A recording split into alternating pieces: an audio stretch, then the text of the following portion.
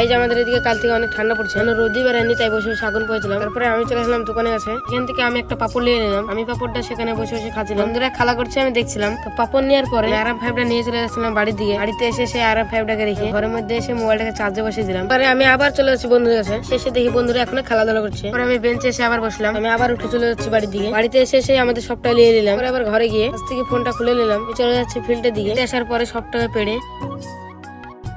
আমি ঠান্ডায় বসে বসে ভিডিও দেখি।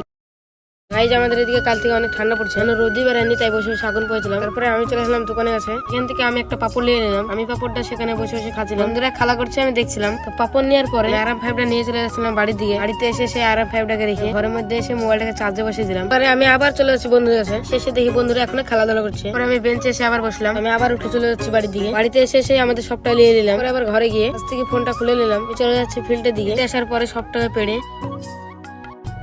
আমি ঠান্ডায় বসে বসে ভিডিও দেখি।